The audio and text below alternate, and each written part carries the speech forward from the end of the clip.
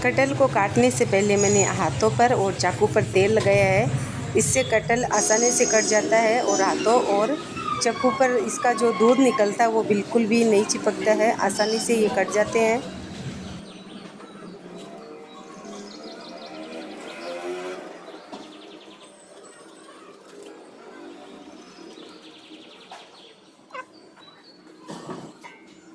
आधे कटहल को मैंने इस तरह से काट लिया है और इनको काटने के बाद में इनका जो ऊपर का छिलका होता है ना, वो हटा दूंगी।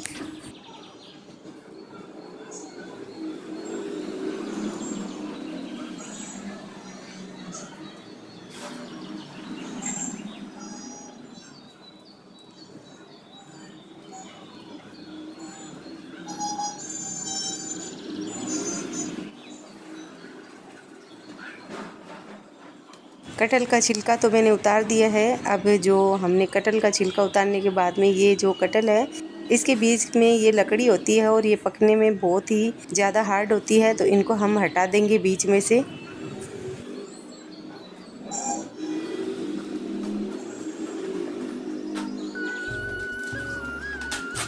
आधा कटहल मैं बटर पेपर से कवर करके रख दूंगी फ्रीज में।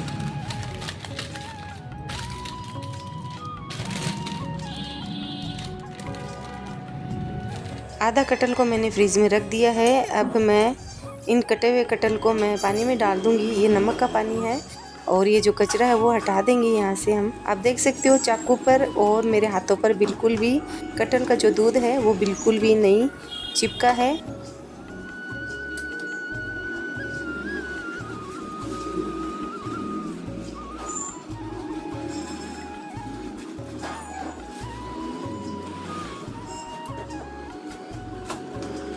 अभी कटहल को मैंने पानी में डाल दिया ना, तब ये मैंने हाथ पर तेल नहीं लगाया, चक्कू पर भी तेल नहीं लगाया है। पानी में भी कटहल का दूध है वो बिल्कुल भी नहीं चिपकता है। तो मैंने इन कटहल को छोटे साइज में कर लिया है। अब इनको मैं कुकर में डाल दूंगी।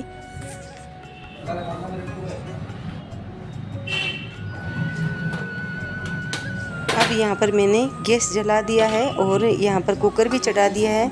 इसमें मैं 2 गिलास जितना पानी डालकर इनको 2 से 3 विसल आने तक इसको पकाऊंगी। कभी कभी कटहल पर डिपेंड होता है कि 3 सीटी लगेगी, 2 सीटी की लगेगी या 4 सीटी लगेगी। आपका ज़्यादा हार्ड हो कटहल तो 3 से 4 भी लगा सकते हो। ये वाला कटहल हार्ड नहीं था तो मैंने केवल 2 ही विसल लगाई है।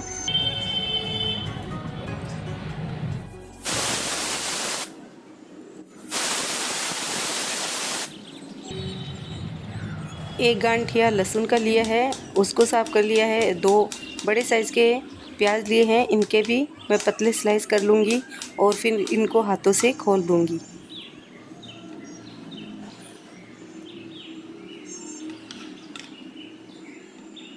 प्याज को मैंने इस तरह से हाथों से खोल लिया है, इनको साइड में रख देते हैं। अब यहाँ पर मैंने 5 से 6 लहसुन की कलियाँ ली है और थोड़ा सा अदरक का टुकड़ा लिया है। इसको मैं ओखली में दरदरा कूट लूँगी।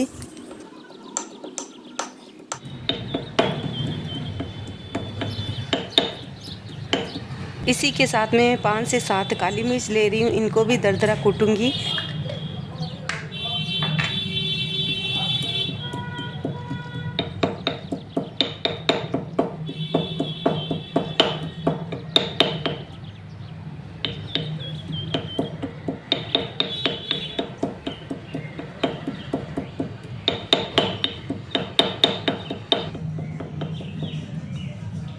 लहसुन, अदरक और काली मिर्च को कूट लिया है, इनको रख देते हैं साइड में। इधर हमारा कुकर भी ठंडा हो चुका है तो इसको भी हम खोलकर एक बार कटहल को चेक कर लेते हैं।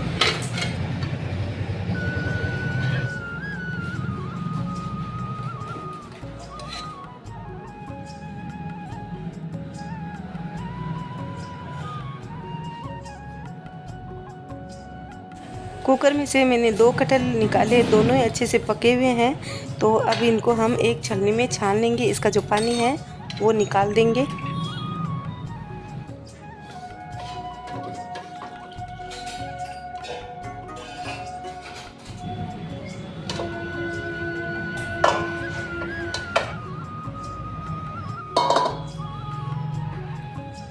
पूरा कटहल का पानी निकालने के बाद में एक बड़े बर्तन में मैंने इस कटहल को डाल दिया है।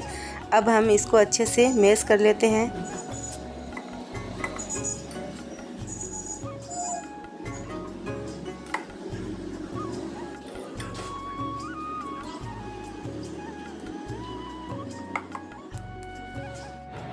कटहल को मैंने इस तरह से बड़े बड़े साइज़ में मैश किया है। इसी तरह से करने से ही कोफ्तों में अच्छा टेस्ट आएगा। तो एकदम से ही मैश बारीक नहीं करना है, थोड़ा सा हल्का मोटा मोटा दरदरा होना, तब ज़्यादा अच्छा लगेगा। अब इसमें मैं 2 चम्मच भरकर बेसन डाल रही हूँ। अभी के लिए 2 चम्मच ही बहुत है बेसन इसमें, अगर ज़रूरत पड़ेगी तो और डाल देंगे इसमें। अब डाल रही हूँ इसमें 1 चम्मच जितना चिली फ्लेक्स, आधा चम्मच जीरा पाउडर, आधा चम्मच गरम मसाला पाउडर, आधा चम्मच धनिया पाउडर, 2 पिंच जितना हल्दी पाउडर और आधा चम्मच से कम लाल मिर्च पाउडर डालेंगे। लाल मिर्च मैंने पहले चिली फ्लेक्स डाली है तो उस अनुसार ही डाल रही हूँ। और अब टेस्ट के अनुसार मैंने इसमें नमक डाल दिया है। साथ ही में कुटा हुआ अदरक, लहसुन और काली मिर्च का पेस्ट, मतलब दरदरा कुटा हुआ लहसुन भी डाल देंगे। साथ ही में इसमें हम कुछ हरा धनिया काट कर डाल देंगे।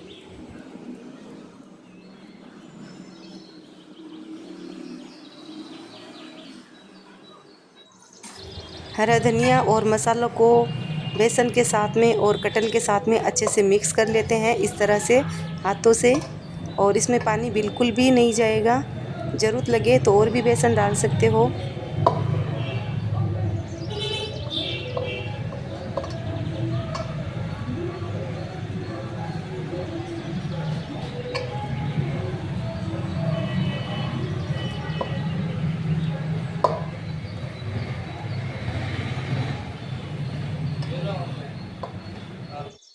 से आप मसाले और कटहल को बेसन के साथ में मिक्स करोगे ना, तो एक जगह ये सभी चीज़ें इकट्ठी हो जाएगी और एक आटे के जैसे दिखने लग जाएगी इस तरह से। तो मुझे अब बेसन डालने की बिल्कुल भी ज़रूरत नहीं है, इसके अच्छे से कोफ्ते बन जाएंगे। बाइंडिंग अच्छी हो चुकी है इसकी।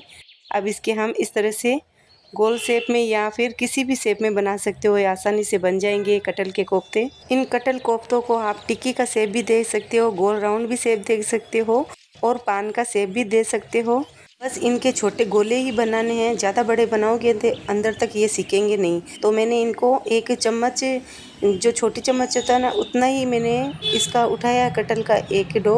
और उसके बाद में इस तरह से मैंने उठाते ही ये गोल बन जाते हैं हाथों से, जैसे लड्डू बनते हैं ना, वैसे तुरंत ही बनने लग गए थे। तो आसानी से ये कोफ्ते बन जाते हैं, कोई भी बच्चा भी बना लेगा घर में। इसी तरह से मैंने सभी कोफ्ते 1-1 चम्मच जितने उठाए और गोल गोल बनाकर रख दिए इस प्लेट में।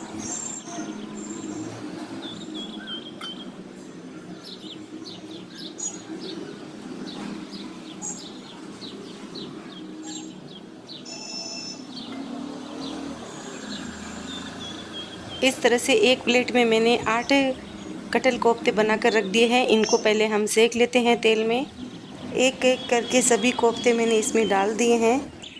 अब इस तरह से हम इन कोफ्तों पर तेल डालकर एक बार पलट देंगे और दूसरा वाला बैच भी इसी तरह से बनाकर तैयार कर लेंगे।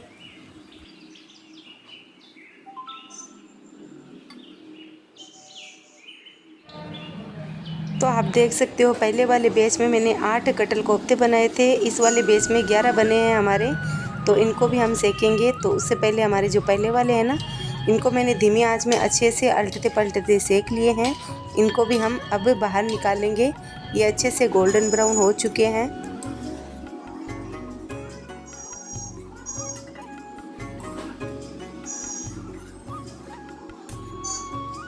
इस तरह से सेक कर पहला बैच मैंने निकाल लिया है और इसी तरह से एक एक करके हम दूसरा वाला बैच भी इसमें डाल देते हैं।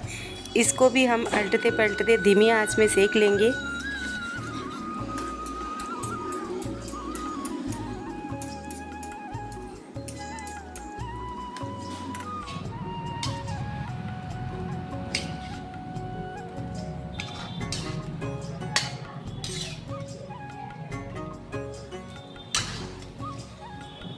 धीमी आंच में मैंने इनको अलटते पलटते कोफ्तों को सेक लिया है। इनका बहुत ही सुनहरा कलर आया है। तो इनको हम निकाल लेते हैं। ये जितने यम्मी दिख रहे हैं ना बाहर से, उतने ही अंदर से टेस्टी होते हैं।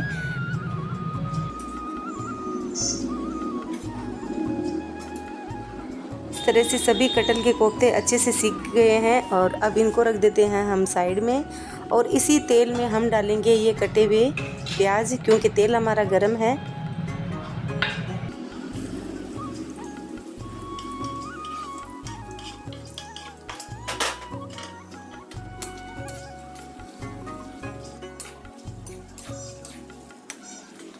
प्याज को मैं यहाँ पर अच्छे से गोल्डन ब्राउन करूँगी। जब तक ये गोल्डन ब्राउन हो रहे हैं ना, तब तक मैं दूसरी तैयारी कर लेती हूँ। अब यहाँ पर एक बड़े साइज़ की मैं हरी मिर्च ले रही हूँ। इसको मैं ओखली में दरदरा कूटूँगी और साथ में लहसुन कूटूँगी और अदरक भी कूट लूँगी। सभी चीज़ों को मैं दरदरा कूटूँगी। ये जो मैं मसाला तैयार कर रही हूँ हरी मिर्च और लहसुन अदरक का, तो आधा मैं सब्ज़ी में डालूँगी और आधा मैं लहसुन की चटनी बनाऊँगी ना, तो उसमें डालूँगी।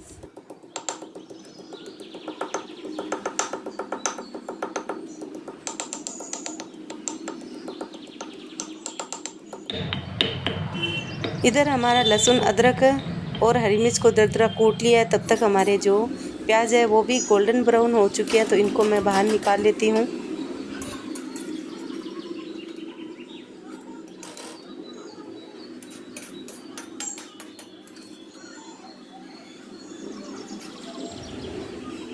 प्याज को मैंने गोल्डन ब्राउन करने के बाद में इनको ठंडा होने के लिए रख दिया है, क्योंकि इनको हम मिक्सर में पीसेंगे ना, तो ठंडा करके ही पीसेंगे। तब तक मैं यहाँ पर आपको एक कटहल तोड़कर दिखाती हूँ अंदर से कितना सॉफ्ट है, और जितना ये दिख रहा है ना सॉफ्ट, उतना खाने में ही बहुत ही टेस्टी था। आप इसको टमाटो केचप, इमली की चटनी या ग्रीन चटनी में भी खा सकते हो। ऐसे ही बनाकर सभी में अच्छे लगेंगे ये खाने में। लेकिन मैं इनकी कोफ्ता करी बना रही हूँ, तो यहाँ पर मैंने साइड में चावल भी चढ़ा दिए हैं। चावल को मैंने इस देगड़ी में डाल दिया है, नमक डाल दिया है और 1 चम्मच देसी घी डाल दूँगी। इनको अच्छे से मिलाकर ढक्कन लगाकर रख देती हूँ 10 से 12 मिनट के लिए, तब तक ये पक जाएंगे। इधर हमारे जो ब्रिस्ता है यानी कि प्याज है, ये भी अच्छे से ठंडे हो चुके हैं, तो इनको मैं मिक्सर जार में डाल दूँगी। साथ ही में इसमें डाल दूँगी मैं 3 चम्मच दही के। दही हमारी ज़्यादा खट्टी नहीं होनी चाहिए, दही ताज़ा होनी चाहिए। 2 टमाटर भी काट कर रखे थे, वो भी इसमें डाल देंगे। अब मैंने एक स्टार लिया है, इसके जो 2 भाग हैं ना वो कर लूँगी और आधा डाल दूँगी इसमें और आधा रख लूँगी। इसकी खुशबू स्ट्रॉन्ग होती है। अब इसमें मैंने 1 टुकड़ा दालचीनी का डाला है, साथ ही में डाल दूँगी 2 लौंग और 2 डाल देंगे इसमें हरी इलायची। इन सभी को मिक्सर में हम दरदरा पीस लेते हैं, फाइन पेस्ट नहीं करेंगे। कुछ इस तरह से मैंने दरदरा पीसा है। अब चलिए यहाँ पर जला दूँगी गैस, चढ़ा दूँगी कढ़ाई और इसमें डाल दूँगी मूंगफली का तेल। तेल गरम हो रहा है, तब तक इधर हमारे चावल को चेक कर लेते हैं, अच्छे से पक चुके हैं, तो हम गैस को बंद कर देंगे।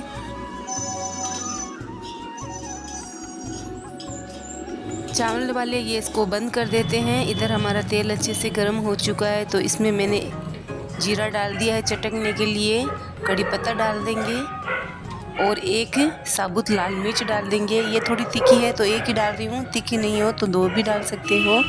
अब इसमें हम ये आधा अदरक, लहसुन और हरी मिर्च का पेस्ट डाल देंगे। इसको हम अच्छे से तेल में पकाएंगे, यानी कि भून लेंगे इनको।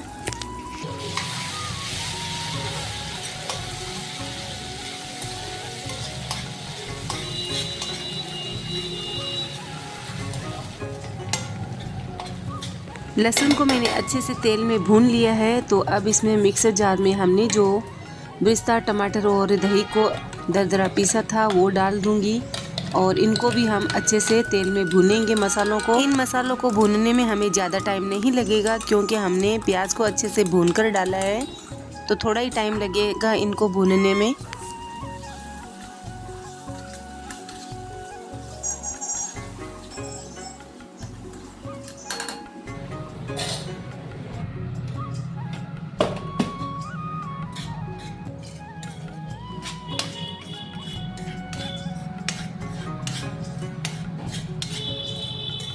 अभी तक ये हमारी मास्टर ग्रेवी अच्छे से भुनी नहीं है, तो जल्दी भुनने के लिए मैं इसमें मसाले ऐड कर रही हूँ। तो सबसे पहले इसमें मैं डाल रही हूँ 1 चम्मच भर के लाल मिर्च पाउडर और आधा चम्मच हल्दी पाउडर, 1 चम्मच पिसा हुआ धनिया पाउडर। इसी के साथ नमक भी डाल दूंगी टेस्ट के अनुसार।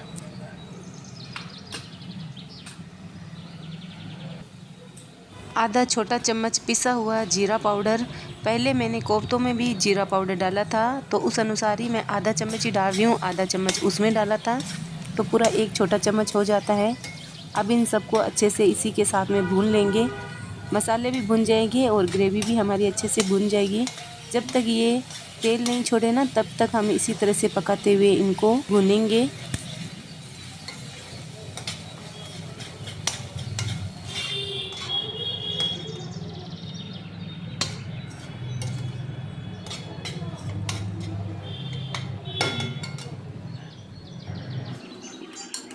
मसाला हमारा अच्छे से भून चुका है, सभी चीज़ें अच्छे से भून चुकी है और तेल छोड़ दिया है इन्होंने।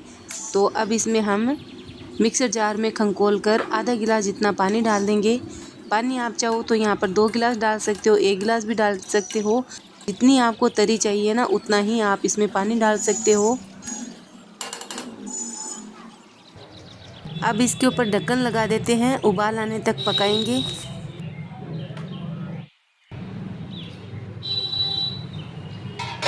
सब्जी में अच्छे से उबाल आ चुका है और तेल भी हमारा ऊपर अच्छे से दिख रहा है तरी वाला। तो अब इसमें मैं कोफ्ते डाल देती हूँ।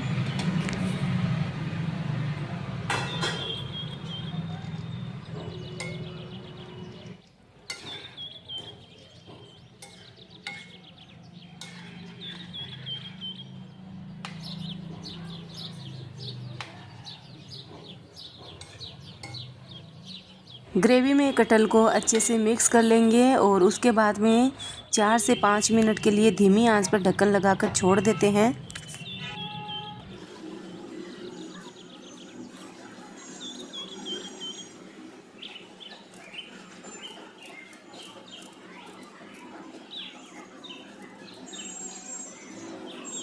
कटहल कोफ्ता करी में मैंने बारीक काट कर हरा धनिया भी डाल दिया है। इसको अच्छे से मिक्स कर लेते हैं।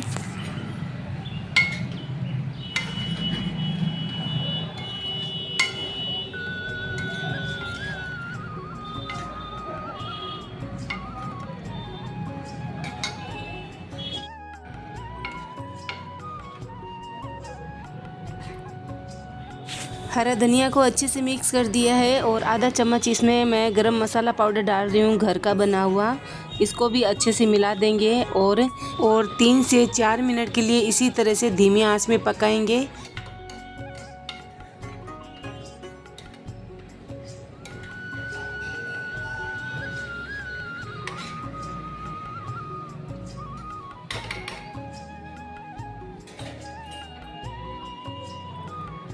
तीन से 4 मिनट के लिए धीमी आंच पर पकने के लिए छोड़ दिया है।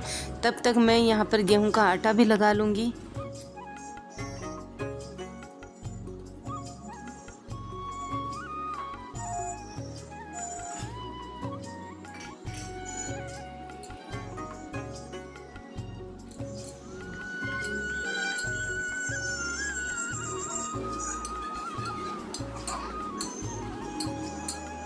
गेहूं का मैंने आटा लगा लिया है, इसको मैंने साइड में रख दिया है और हमारी इधर कटहल कोफ्ता करी भी बनकर तैयार हो चुकी है।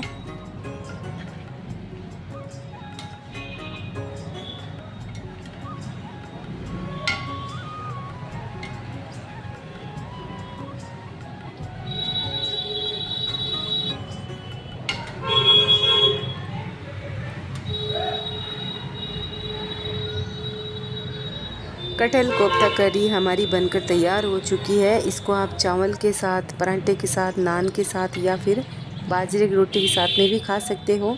ये सभी के साथ में अच्छी लगेगी, लेकिन मैंने इनके साथ में खाने के लिए चावल बनाए हैं। कुछ घर में चावल के साथ खाएंगे और कुछ रोटियों के साथ में खाएंगे। अब मैं आपको सबसे पहले अपने बच्चों की थाली लगाकर दिखा रही हूँ, क्योंकि एक ही थाली में 2-3 बच्चे साथ में बैठकर खाएंगे। चावल के साथ में खाने के लिए हमारी पूरी थाली बनकर तैयार हो चुकी है। चालू ही है वीडियो। हाँ, मुझे पता। कटहल का कोफ्ता जब बनाने लगी तो सभी ने बोला था कि ये क्या बना रही हो तुम, कैसे बनेंगे, कैसे अच्छे लगेंगे। लेकिन जब बनाने के बाद में सब ने खाया ना तो सब ने कहा ऐसी जूसी रसीली कोफ्ता करी आज तक नहीं खाई, बहुत ही ज़्यादा टेस्टी लगी। और जब मैं इसको बना रही थी ना तब मुझे डर और लग रहा था अंदर से कि कैसी बनेगी। डर के मारे ये बहुत ही अच्छी और टेस्टी बनी है। और सच बताऊँ ना, ये वाली कोफ्ता करी कटहल की चावल के साथ में सबसे बेस्ट लगी थी मुझे। लेकिन हमारे घर में और भी सदस्य हैं, उनको रोटी में खाना पसंद है, तो किसी को चावल नहीं पचता है, तो उनके लिए मैंने रोटियां बनाई है। इसी तरह से मैं गेहूं की रोटियां सभी बना लूँगी।